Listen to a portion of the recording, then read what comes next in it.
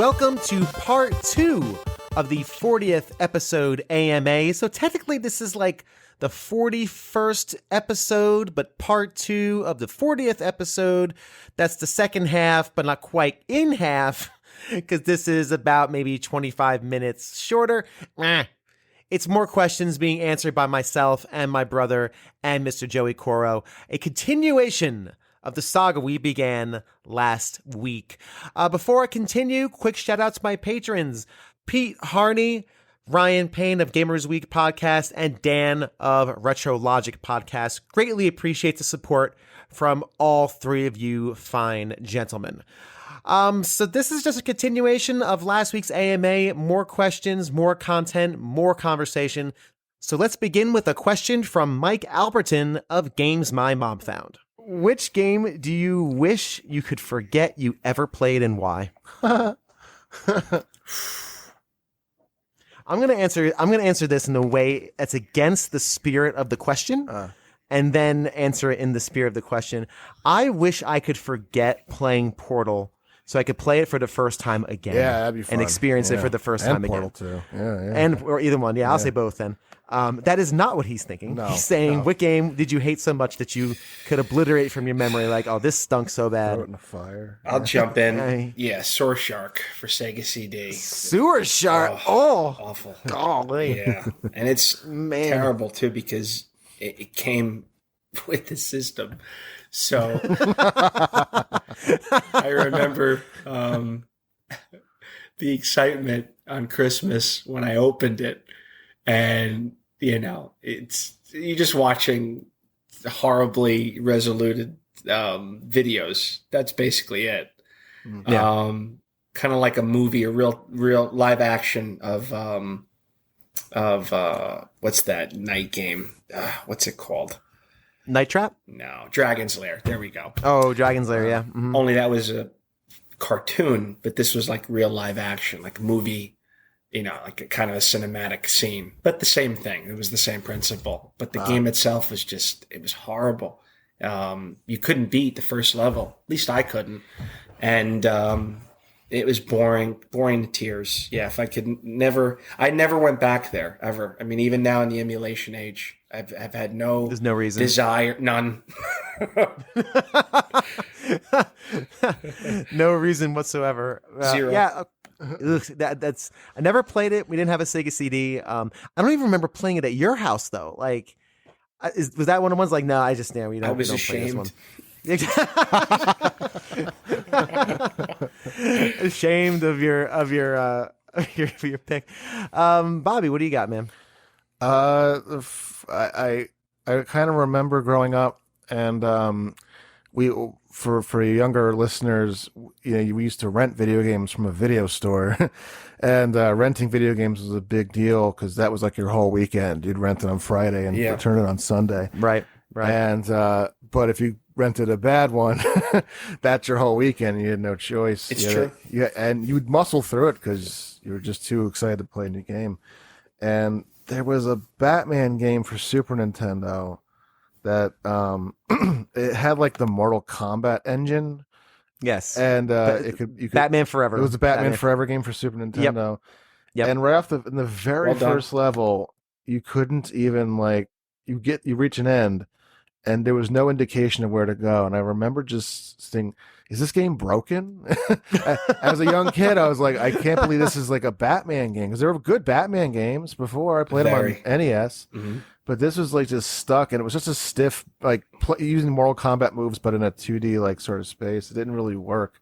And eventually, like I don't know how Bill found out. Maybe it was like in a Nintendo Power where he had to like go through this is before the internet, so we had to like go through the records, and we had found out like you had to go above, you had to like push down while jumping to go to the next level through the wall, basically, or whatever. And I was like, this game is horrendous.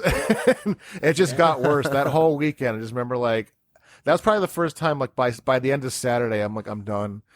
Take it back now. I don't want it. I don't want it. I can't play this. No. Well, and that's a tricky. That's a classic rental trap. Yeah. yeah. Batman, because it's Batman, right? I grew up liking Batman. I liked Batman Forever when I was a kid, and you know what? I still have a bit of fondness for it now. I'm not gonna lie. I am not immune to the wily charms of Jim Carrey, hamming it up. I not at all. Yeah. So of course you're gonna get the Batman Forever game. It's a video game about Batman. How can you fail? We own Batman, the video game for the NES. Yeah. That game is great. Hard. Damn near impossible, but good. Yeah. So yeah, that's a classic trap. It's funny, my first thought was BioShock Infinite, but I can't say that because I would still just play it. I'll still play it anyway. I love BioShock so much. So yeah, I guess as far as just one of those things I want just purged from my memory, just this my life would be better if this game didn't exist. I don't even know if I have one. Never play it again. Never play it again, Clay but fighters. more than that. Clay fighter. You play as a killer snowman, okay? Clay fighter. I'm not gonna lie, I loved that game when I was a kid. Of course you do. Guilty pleasure. Clay fighter. Man, because I know our aunt got us some, and not just our aunt, but other people, meaning family members, got us some real clunkers. Maybe James Bond Jr. And Bobby, I want to do that. I want to do that game for Tales of the Bargain Bin. Yeah. By the way, I want that to be the next one. Yeah. Just spoiler alert. Maybe that game. But even then, see, the thing is, I derived some sort of enjoyment from nearly every game I've played, because even if it was terrible, especially now as as an adult, that's a good point. If it's bad, I can just complain about it. And that's fun too. Like it's a blast doing that. So I don't really know. I've asked the question of like, what game would you want obliterated? I've been asked that question on shows. What game would I want obliterated from existence? And my answer to that are always the ones that are extremely hateful, that give the industry a bad name, like your Hatred, I think is what it was called from a few years back, or Postal, or some of those really gross games I played Postal too once.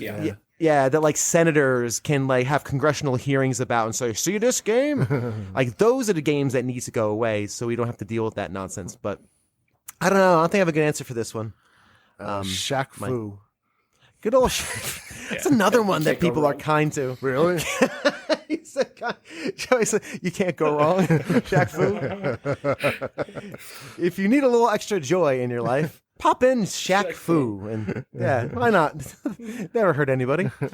I wasn't going to bring this question up because I think it's a troll. Our Aunt Nancy asked, what does a happy life look like outside of gaming? And I think that's a sneak troll. Nancy, if you're listening to this, and you might not be, that's what's called a troll question in our world. So, I mean, I don't know. Happy life outside of gaming? Oh, there's many days where I don't play games. I don't know. Game where there's sunshine and the kids aren't throwing up, and my daughter's not having extremely messy bowel movements. Like that's great. That's all. That's like keys to happiness. Bird watching. Yeah. Yes. A good book. You see. I don't know, man. That was the question. Chess in the park. I don't know. What's a day game without gaming? Interacting with human beings in social situations. Yes, that is a there. troll question. Yes, of course it is. And I'm amazed my Aunt Nancy was able to like bust out a legitimate troll question. Uncle Gary helped her. I don't know. Yeah, perhaps that might have been a. But he was a gamer too, so I don't know. Yeah, he played games. Television. Totally. His favorite, not anymore. Joey has his it. favorite game on PC was StarCraft. He loved StarCraft. Oh, he was. I didn't know that. Very good game. And StarCraft too, I think. Yeah, both of them. Yeah. I can't imagine a world where StarCraft does not have its own episode on the show. And I've never played it, but there's people who adore it. And it's a great game. Yeah, so. he was into that. Yeah. Especially when you link it up to like esports, and I actually enjoy watching people play StarCraft competitively. I have no idea what they're doing, but boy, are they excited about it. So, sounds great to me. One of my best friends, Eric Highland, asked the following question. This is, I don't think anyone can answer this, but what is wrong with app developers? Everyone knows that the 1984 EA release of 7 Cities of Gold was the best exploration video game ever made. Why hasn't anyone created an app like it? The fogged out world concept would be so easy to do, and the sandbox style is in. Get on with it, folks. Give us what we want. And then in parentheses, is that a question? Has anyone ever heard of Seven Cities of Gold? Never. What is that? Never. No. Okay. So I went to the only person today. I went to the only person I could think of who would know what this game is. Adam, who does a show called oh my God, I can't believe I'm going to screw this up. I say it almost every other week on the show. The Commodore Chronicles podcast and the Retro Gaming Bygones podcast. And he is like the foremost authority I know on Commodore 64. The man knows everything. I asked him about this game. He said, heard of it, never played it. So I'm boned. So I really don't know what this question is. However, I'm going to take this lemon and turn lemonade into it. What is wrong with app developers? Or, conversely, what is wrong with the way apps are made and sold and marketed? And let's just speak with apps now. We're talking mobile space, mobile gaming. What would you say the biggest issue or problem with that space would be? For me, I know this is going to get groans, but free to play. I think once that they went there, I was very much against that too as a gamer. I know. I said once we go to free to play, you're going to make it very hard on app developers because for the good ones, it's like I'm just going to go on console gaming because what's the point? How am I going to make money? Unless you want to do DLC and add-ons, So that kind of, to me, it watered down the market. Like it's almost like now if you make an app game or a mobile game, you need to make it free to play. Now, I don't want that because you've got a lot of fodder there. I don't mind paying if it's a good game. I don't mind paying if it's a good anything, if it's a good steak, if it's a good movie. To me, I think that didn't really level the playing field, so to speak. And then with free to play, now you also have pay to win. Yeah. With microtransactions. It's true. Which I think is even worse because I'm like when you've reached the end of a game like that where clearly I have to pay to get the extra treasure chest or something to even get further in this game. So I think that permeates to consoles, unfortunately, with microtransactions. It's true. Yeah, and I think you guys are both pretty much correct on that. I think it's the biggest problem with app developers is, and again, there are innovative things coming out in the mobile space. Let's be honest. Yeah. I mean, I think any delivery venue. Oh, yeah, I'm going to say. I think there are innovative things coming out in that space, right? People look at a lot of gamer people think mobile games, ick, yuck, they stink. Free to play, pay to win, DLC, all the stuff you got to buy, the add-ons. I think the biggest problem is how they had to go about creating their free to play systems or their storefronts. I think if it was a very simple, so here's an example. I played for about 6 months a game called Hades Star, which is a mobile game, but it's a space game where you have a team, like a corporation they call it, of people, and you set up your own little star systems and your fleets. And as you mine for resources in your section, you can go out to different sectors and take on different enemies, and really fun. And it's free to play, 100%. And the economy of the actual game is completely hidden. I've never gotten hey, if you want to speed this up, it's there subtly, but I've never got a pop-up that says, hey, our weekly pack. It's hidden in a menu, the store, and you can buy like crystals to make your upgrades go faster, because the higher your upgrades go, the longer they take. And that's the cue for you to spend money because, hey, do you want wait 9 days for this new blaster? Yep. Or do you want to pay the 13,000 credits or whatever it is, or crystals crystals. But they're at least not pushy about it, right? And I got to a point where it was taking that long. I said, forget it, I'm not going to bother. And the community will help you mine for things if you want. It's good like that. They did it pretty well, because I get it. These things take money to make, y'all. Like when you see a free to play thing, it was not free to make. It cost money to make this thing. I don't want to talk down on all free to play. There's some that are good, but now totally. To a lot of the developers, it's almost keeping up with the Joneses. Like, I have to make this free to play now because there's so many other games on the market that are free to play. And RDL is free to play, and Fortnite is free to play, and Among Us. There's just so many now. It's like, oh, I'm almost handcuffed. I'm forced to make mine free to play. Absolutely. And it's interesting because, so that game, they do it as well as you can ask, right? It's not in the way. You can still enjoy the game. I can still go on there now and run some missions with the stuff I have and have a good old time if I wanted to. But if you want to progress, you got to go through that friction. The problem is with the games that are the most successful have done it in a predatory way. And the predatory way they've done it is that they've hidden everything under 5 layers of transactions, right? You got to spend $5 to get 22 hearts, and the 22 hearts will equal 13 crystals, and then 13 crystals will get you 2 doodads that you can do to get this past this thing. It is obscene because there's all these abstractions, and it turns into casino theory. Right. It's what it is. It's the same theories behind casinos, because casinos, remember the days you used to go to a casino and go plink, plink, Yes, plink, true. and throw some quarters into a machine and pull the handle, and watch the little wheel spin. Yeah. And then, yay, I lost again. Now, of course, if you've ever been, it has to be on a card, and the card has to be scanned. And in order to, it's all credits. Yeah. It's not money anymore. That's it's right. credits. It's true. Do you want to bet 25 max lines? You're like, sure. That's $5 you just blew on one pull of the thing. On the quote unquote penny slot. Yeah. On the penny slot, right? Exactly. How am I spending $1 a pull on the penny slot? Yeah.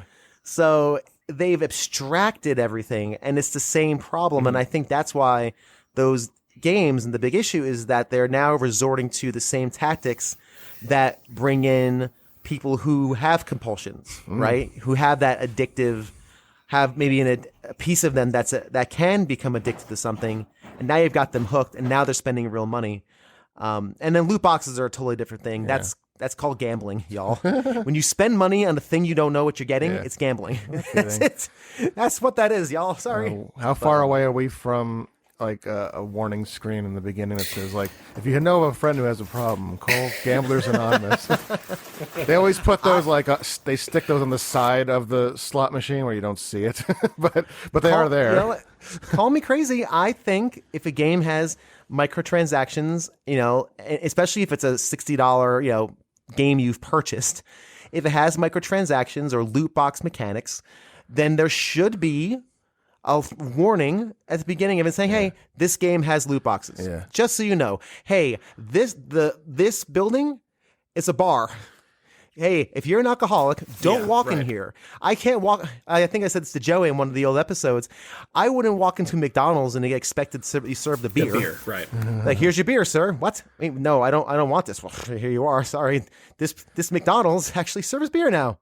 Isn't that great? Mm-hmm. You know what I mean? Yeah. So at least I'm always about giving people information. Yeah. Just let people make reasonable decisions. So if someone says, ooh, yeah, I got caught up in like Warcraft a whole bunch of years ago, or I got caught up in Candy Crush and I really screwed up, spent $1,000 buying whatever the hell it was. Yeah. I might want to walk back from this. Maybe I shouldn't play this. First screen. Just if you or someone you know has a problem, has a loot box problem, call Surgeon this General. website. Yes, exactly. Like they say during every sports game, or sports when they're talking about their sports books online. If you or a friend has a gambling problem, call 1-800-GAMBLER. Yeah. Yes. Or gambler. If not, keep gambling. That's what I mean. Like they'll have those on the side or behind the slot machine. Yeah. But it's there. Then it's there. It's a liability. You have to look past the Dolly Parton slots. But, I remember back there. in the 80s, in the Reagan years, they would have like in the very beginning of arcade games, like winners don't do drugs, like right before those are Turtles. Great screens.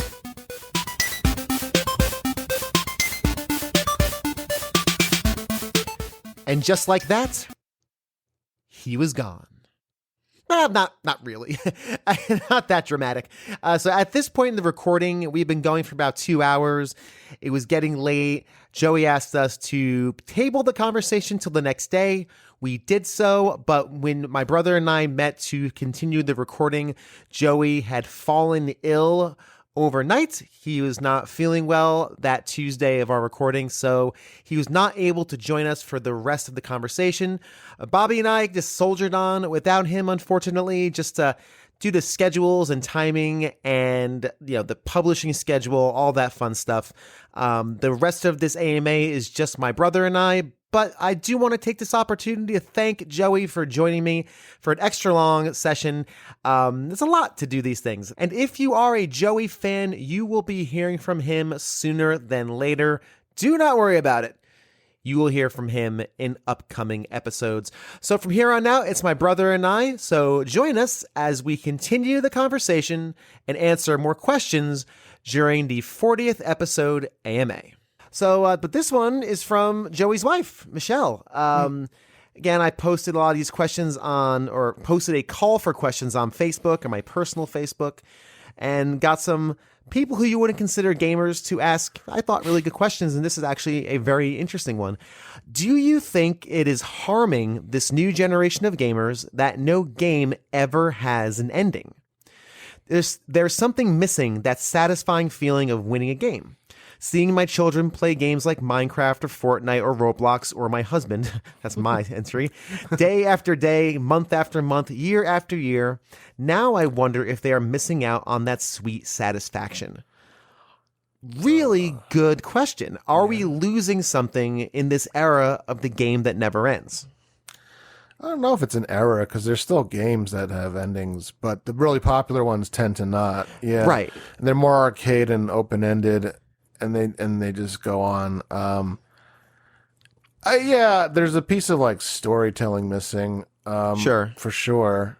But I think you can get that from other places as well, and other forms of art. I don't know. I think there's a different form of value of what these new games are doing also.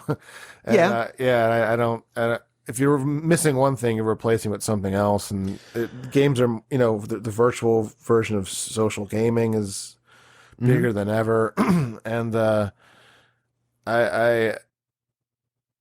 don't know, the replayability too, the fact that there is no end, I think has its own value. So, I wonder about that, because I do think, I agree with you. I think there is some value to that style. But I think, to Michelle's point, I do think there also is something missing in a game being done, right? Because if you think about it, and this is just me thinking off the top of my head, most art forms are done at some point. A song becomes finished. A movie ends, right? A book ends.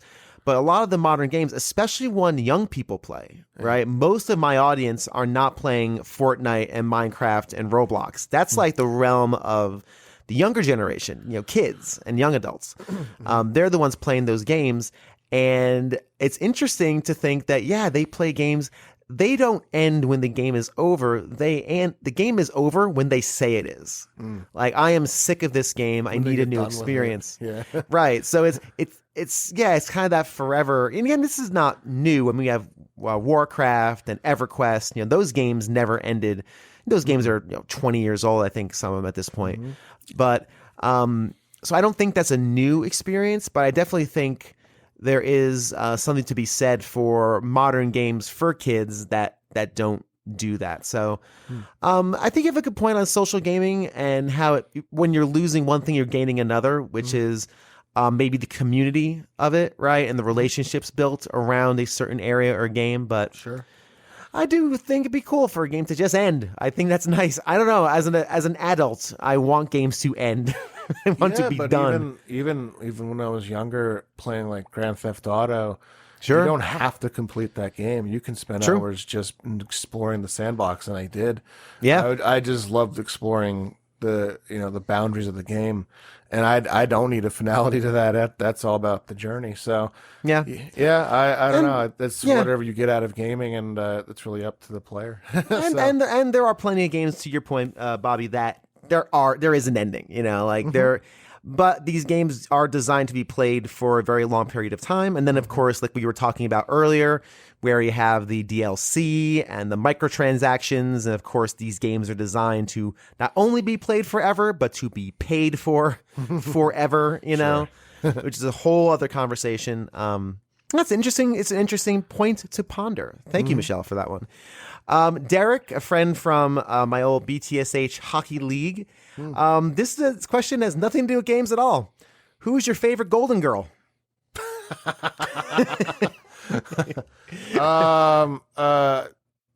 No joke. Why the lead? No, so the one I always liked the best, was the oldest one. Was it Dorothy? Yeah, she has all those zingers. That's true. Yeah, Dorothy. Yeah, she was my favorite by a large margin. There was Blanche. That's Dorothy. my favorite. Yeah. And then so Blanche, you were Team Blanche? No, I'm sorry. Blanche is the southern one, right? Yes. No. Blanche is the southern one. No, well, Dorothy is the main character's mom. Right. And so her. my brain is not. So you're a Betty White. So you're a Betty White. No. Okay. So I just looked it up because clearly I don't watch enough Golden Girls or haven't seen it in a long time. Betty White played Rose. And then Rose, B. Arthur, of course, was B. Dorothy. I'm trying to say B. Arthur, but the name wasn't coming to me. I don't know why. Yes, B. Arthur is my favorite. Yes. Yeah, so same. It was Dorothy was my favorite. And then Estelle Getty was Sophia. And then, of course, Rue McClanahan was Blanche. Yeah. So, I think we're both Team Dorothy. Her zingers were very funny. She was always very abrupt and... But her mom's very funny too. They're all great. I mean, they all played so well off each other. That's the oldest one. So, right. B. Arthur is B. Arthur, and then her older mother lives with them as well, and she's the really old lady who had like these funny zingers from time to time. Gotcha. She would always, B. Arthur's just a comedic force. She's just great. Yeah, funny. Fantastic. Extremely funny. Yeah, for sure. Nice. Little break up there of the gaming conversation. I like that rant. I said anything. Ask me anything. That's right. Heather, a friend of ours from New York in the BTSH days and the street hockey days, asks, who do you pick when playing Mario Kart for the N64? Who's your main? I'm basic. I always stick with Mario. You're a Mario, really straight down the middle. Yeah. You should... he just covers all the bases on a good enough plane, and I just seem to do really well with playing with him. Yeah. Yeah, and so for N64 and every other Mario Kart iteration since then, it's always been Wario. Yeah. I always run Wario. You ask my son if he wasn't asleep, hey, Will, who's my favorite character in Mario Kart 8? He would go Wario. And that's right, son. Good job. I always play as Wario. That's my guy. Yeah. Always have. And he has a better control, right? I don't know. Yeah. They say these characters have differences. I don't know. They feel incremental to me, but yeah. Well, like the Toad and like Princess are faster, but they crash easier. There are minor things. I liked a bigger bodied character that wouldn't be pushed around as much on the goes back track. to F-Zero. You always were the pink car, same style. I was always the blue for the same reasons. Like down the middle. Down the middle and handles everything I need. Down the middle. And also she also asked about X-Men versus Street Fighter on PlayStation is what she referred to, but I'm not a big fighting game person, so I don't know if you played X-Men versus Street Fighter either, but if you had to pick someone to play in that game, X-Men or Street Fighter, well, here's the question: who's your Street Fighter main? I have to. Well, when I was younger, I would just cheat with M. Bison, but that's not fair. That's not fair. No. Who would I play? Yeah, I always forget if it was either Ryu, right? That's how it's really pronounced. I don't know. Well, I grew up saying Ryu, but I've heard on the internet people saying Ryu, which is Rue is another pronunciation. It. Listen. Language is fluid. Language is fluid. It's fine. We can just. Whatever. I would always play as Ryu, but I also play as Ken, which are very comparable.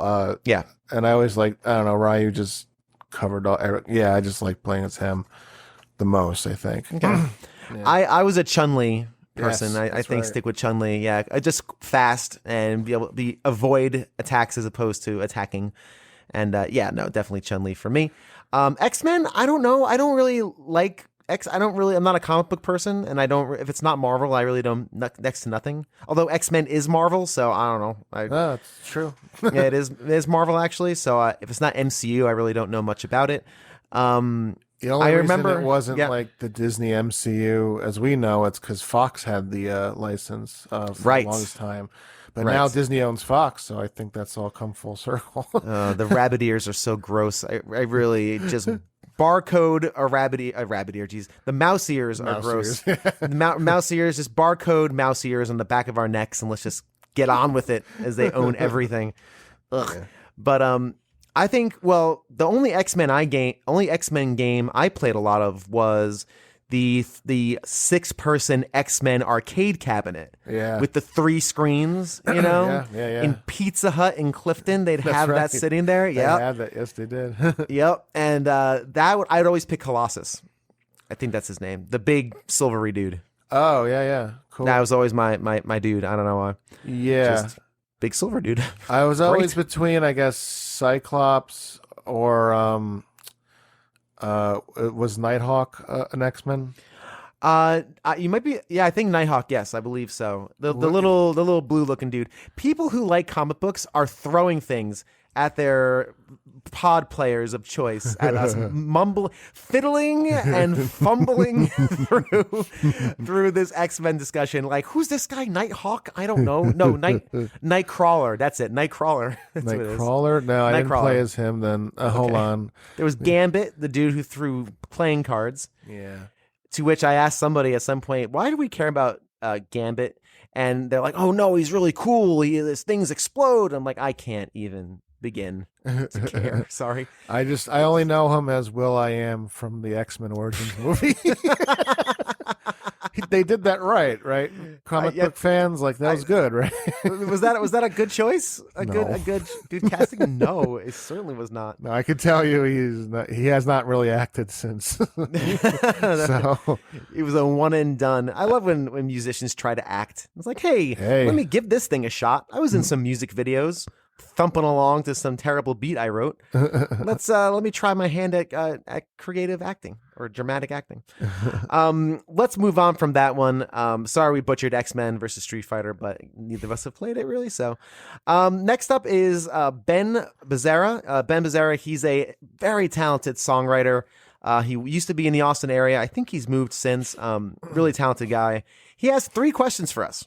So, and these are pretty good, but they can be pretty short snacks.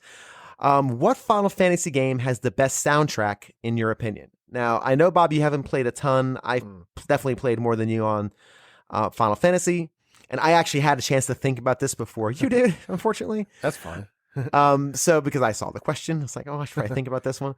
I think it's very close between Final Fantasy 7 and 10 for me.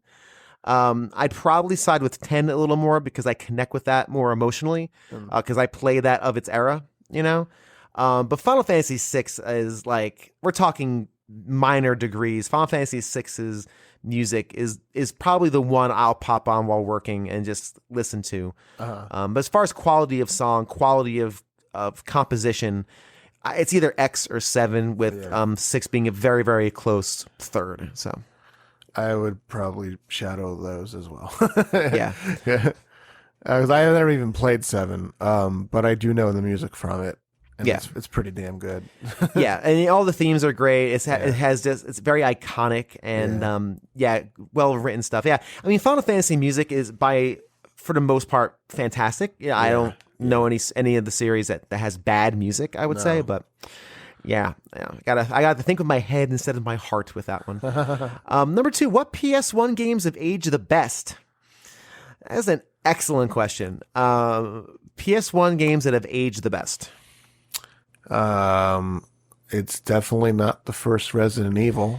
No, it's certainly not the first Tomb Raider. No, I hated playing Tomb Raider. I used to play it at our friend's Pete's house.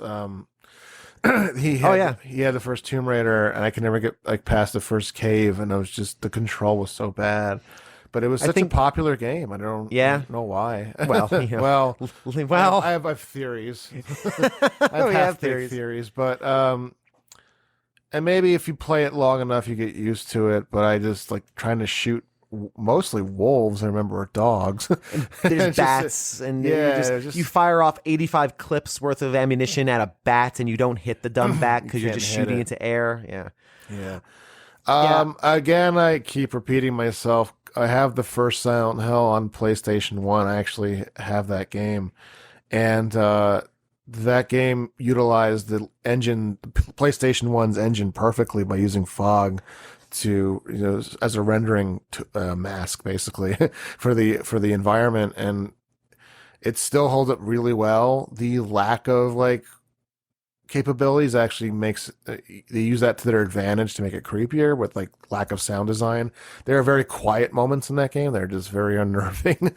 So I think it aged perfectly. And then I would also say Symphony of the Night, I think will always age fine. It's gorgeous. Yeah. I mean, I guess the shorthand for that for me was exactly what you were saying. Any game that decided to gracefully evolve to the new hardware as opposed to try to force 3D on everyone. Because let's be honest, they're also competing against the N64, and the PlayStation tried to go more cinematic. The games that decided to just stay in their lane and utilize the hardware for improving on formulas all handled it the best. And there's some great RPGs on that system. I think Xenogears, I know, is highly regarded. I didn't have a PlayStation. We didn't have a PlayStation, so I don't have a ton of hands-on. Like Chrono Cross was on the PlayStation, which people are kind to. So anything, and the RPGs have held up very well, and anything, again, like, I'll even go as far to say I don't love this game, but like a Crash Bandicoot, if you dig that style of game, people still like. I don't understand why people like Crash Bandicoot, though. It makes no sense to me. I don't understand. I've played it a couple times. I said, I can't see where I'm going. I have no depth of field. I'm just leaping for the sake of it. This is bad. And I stopped playing, but people do like that game. So, that'd be my answer, I think. Oh. Yeah. I mean, for what it's worth, Resident Evil 1 is very funny today because the voiceover acting's so bad. And well, they've remade that over the years a couple times. The remakes right? are gorgeous. And the gameplay, the core gameplay is fantastic. So in that respect, actually, it's aged just fine because even the remakes haven't changed that much. And even if it's like the tank controls and all that? Well, the tank controls have a purpose, especially with those fixed angles. When you play against zombies and you have to like sort of back away from them, going back on the tank controls makes a lot of sense. That's fine. But you also have to remember, like, once Mario 64 was introduced, like, now trying to play like that with an analog stick is like, it's very hard to learn that. But when and in the remakes, you can turn tank controls off. They know what the deal is, so you can just go in the direction you want to go in. But they were copying a game, I think Alone in the Dark, which is one of the first survival horror games, and that had a very similar tank controls because you're actually like backing away from from danger, and it actually has like a purpose. But it's very clunky if you're not used to it. So, I don't know. I always like push people to at least try it and try to get good at it. Like stick shift in a car. you know, like you're not going to like it at first, but when you get good at it, you're going to be very happy you tried. And that's Bobby, I am allergic to tank controls. I break out in rashes when I am forced to engage in that. One of my first podcasts with games my mom found was for a PS1 game called Fear Effect. And Fear Effect is this Resident Evil style clone, but a little more actiony. It's a story. The story is freaking bonkers and just goes weird places. It's honestly worth just watching a playthrough. I like skipping through the combat sections and just watching like the cinematics. The places this game goes is out of bounds, and it's actually pretty innovative. They do some really cool stuff graphically, but the minute I picked it up and it was tank controls, I'm like, I'll try. I tried for a half an hour. I reached out to Mike and I'm like, Mike, it's got tank controls. I can't play this. I'll just watch it play through. On the show, I admitted, I'm like, look, I tried to play it. I can speak to the story and the crazy places it goes, but this is not for me. So I respect your gumption, sir. My plea for tank controls. It's a unique experience with survival horror because, but now we've played games for so long in 3D spaces, like just to do that now, it's almost impossible. And it's a tricky I one. don't know if Devil May Cry has aged well. I was just thinking of PlayStation. I was PlayStation 2 though, wasn't it? I don't know. Yeah, it was 2. I'm pretty confident Devil May Cry was 2. All right. Yes. Sorry. Pretty sure. Don't worry about it. It's fine.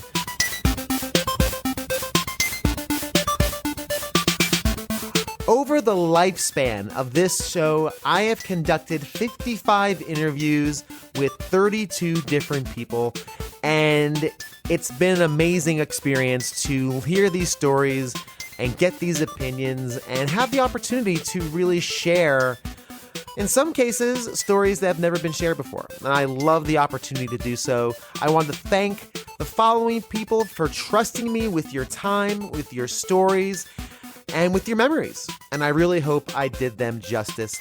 In alphabetical order, Adam from the Retro Gaming Bygones podcast, Alan Petrozzi, Andrew Craig, Love Retro BTW, Blue Williams, my brother Bobby, Dan from Retro Logic, Daniel Greenberg coming soon. He hasn't been on there yet, but he has been recorded. David Kalin of Game Over Video Games here in Austin, Texas.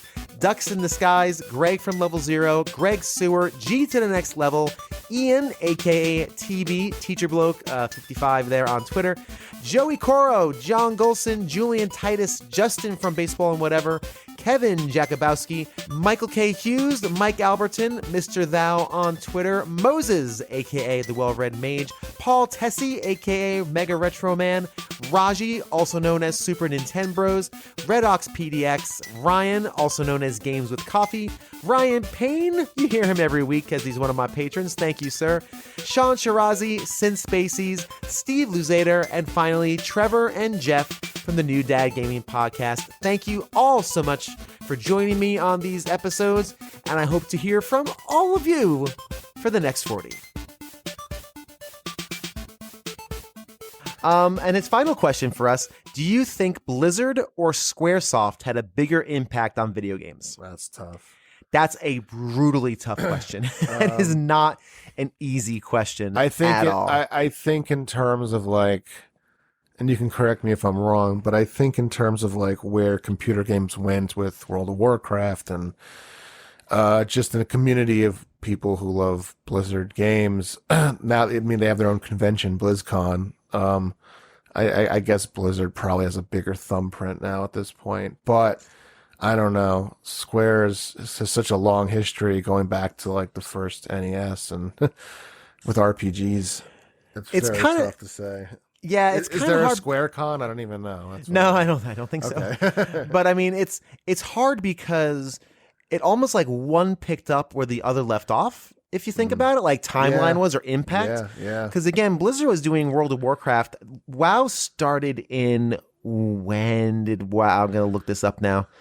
I don't know. Tell a joke, you got to Bobby. remember too, but before WoW, they had just regular Warcraft and Warcraft 2, and that had its fans too, you know. So yeah, I mean, WoW started in 2004. I was going to say 5. Interesting. Yeah, so 2004 was when WoW started, but we had those kind of games before. EverQuest predated Warcraft, I'm pretty sure. Sure. A couple of MMOs, but Warcraft, of course, was the biggie that set the world on fire. Really did. Just literally set the world on fire and redefined MMORPGs. Like that's it. That was the template. We're still using, to a certain extent, we're still using the template from Warcraft. Our dear friend and loved one, Pete Harney, is a big WoW guy for a very long time. Yeah, he was. Yeah. I can't imagine a version of this show that does not have an episode entirely about WoW. You can't. I can't. There's so many. Not only is it just a huge game, but it's also so many stories of connections and just the connections people made over that game was pretty astounding, and the time put in and all that. I think, man, it's so hard because Square introduced cinematic storytelling in games. I mean, for sure. Who was really at least mainstream, right? Final Fantasy IV, was the first of that, and then of course 6 was rode that line, and then of course your Chrono Trigger and all the rest of those.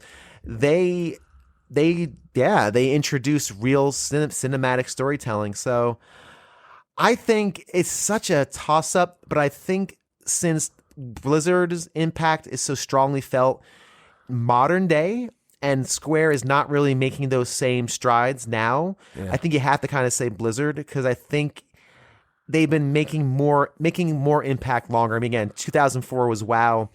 What's it now? This is almost 20 years later. They're still doing Overwatch, right? Which of course blew up the world in the competitive scene, and Diablo and StarCraft, and I mean, I'm just talking about banger after banger. I mean, it's hard to deny. Hard to deny what they've done. So I think I'm gonna say Blizzard. That's a weird question because I want to say Square, but no. Yeah, I think Blizzard made the bigger thumbprint and just made the blueprint for so many games like it from other companies. Like, where would Bethesda be without Blizzard? Yeah. Yeah. Right. And and I'm just looking. Hearthstone. I mean, Hearthstone is such a big deal. I mean, again, everything they put out, it's almost like they're almost like a Valve without the quirkiness and weirdness of Valve and the humor. In that almost everything they release is important. So. It's pretty crazy. Thank you, Ben, for those questions. Those were really good. Those were really challenging. And the final question of the evening. My. And just so people know, we recorded this over the course of 2 nights. And I don't know if you're going to hear this a week after the old. I really don't know. We shall see. Writer's View, one of the hosts of the Gamers Week podcast. And she's been on the show a number of times. Again, good friend of the show. This is a good closer because this is a challenging one. Okay. So take a genre of game that you hate. All right. You hate a certain genre of a game. Add in the characters of the last game you played. This is the only game you can play for the rest of your life. What are you playing? Genre that I hate. And the last game I played to completion, I would imagine, right? All right, so I'll start as you're thinking. So I don't hate. There's a lot of genres I'm just not familiar with, like RTSs. But I'd like to learn RTSs. I actually would like to kind of experience that genre. I don't know it very well. Roguelikes is a game. I don't like roguelikes very well, but again, I don't have a lot of experience. I'm gonna have to say, and this might surprise you, Bobby, modern sports games. Okay. I can't stand modern sports games because everything requires 85 inputs to swing a bat, and I have to worry about bat speed and pitch count and energy level and foot power. I don't know. It's too much. I just want to swing the bat and hit the ball. So I don't like modern sports games. And the worst type of modern sports game I can imagine is sports basketball. Or basketball game, because I don't like basketball and I don't like sports games very much. So I would have to say a basketball game. The last game I played, this is gonna be tough because last night, I'm gonna say as of this recording session, because last night I did start the BioShock Infinite DLC. But no, before that I'll say Hollow Knight, because that is literally the last game I played as of this master recording. And it's a more fun answer. So it's gonna be a Hollow Knight basketball game.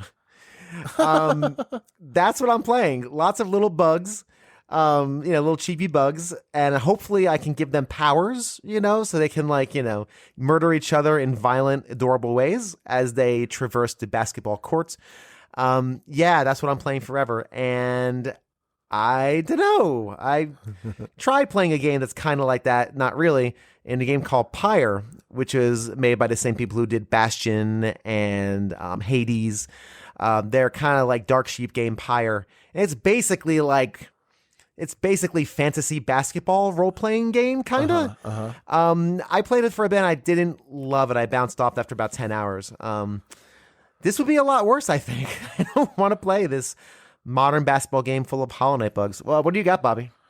Well, the last game I played to completion was the Resident Evil 2 remake that was re-released for PC. Which was wonderful, and that's like a very beloved Resident Evil game from PlayStation 1 as well. Back to that question, that probably aged well again in gameplay, but not so much in everything else. And the remake was really great. What would I combine with a genre that I hate? And I don't. What do you loathe? You're like, I have no interest in this whatsoever. I'm trying. How about like video game board games, perhaps like Jeopardy or Wheel of Fortune? No, those aren't fun. You like those? Great. I had a moment when I was playing the NES Wheel of Fortune emulator for a little while. It was fun to play that while like listening to a podcast. So it's kind of. So actually, I don't mind that, and I like trivia, so I don't mind Jeopardy. Right. I never was too into fighting games. Okay. I mean, I played them. I played plenty of them growing up. Street Fighter, Mortal Kombat, Killer Instinct, Primal Rage. Remember that one? Oh boy, do I. Primal Rage was a bad one too. That was heinous. I think we rented that one too. Everyone wanted to play it because you can puke and fart in it. But then you play it and you're like, once you learn how to do that, the game loses its appeal very fast. And it's very bad to control. It's very clunky fighting game. Fighting games to be fluid, and Primal Rage was not fluid. No. So Resident Evil meets Primal Rage would be a nightmare. And I have to play this. That doesn't sound good. I don't even know what that would look like. Ugh, got ugly and just terrible. That's what it'd be. I haven't played many modern sports games, so I can't comment on that. But they do look very complicated. It's too complicated. Yeah. I just dumb it. Yeah. Although I will say the most recent NHL game, you can play it with NHL 94 controls, I think. Or you can actually literally play it like NHL 94. Like you just have, I think that's what it is, NHL 94 mode. That's my speed, because I still think NHL 94 is a top 5 sports game ever made. Yeah. And I still pop that in on the old emulator once in a while when I have 15 minutes to kill. Oh, let's play some NHL 94. That'll be a fun time. I love the older Madden games, and I got kind of good at them. But if I were to play a new one today, I would stink. There's just no way around it. I've watched like how hard it is to control people sometimes. I'm like, how do you dumb this down so I can feel like it's 2003 again? Yeah, exactly. Like, just make this easier for me, please. I don't need a simulation. I don't need. No, because I don't want a simulation. I haven't played real sports since junior high. I play video games because I don't play sports anymore. Yes. I'm bad at sports. Want that feeling. Yeah. Yes, I don't want to. Yeah, exactly. I don't need to relive that. I want to feel like I'm good at things. But I want to be empowered. But as a genre, I do like sports games. I don't particularly like golf, but I love playing a golf game. So it's kind of like that's why I have a hard time saying like genre that I hate.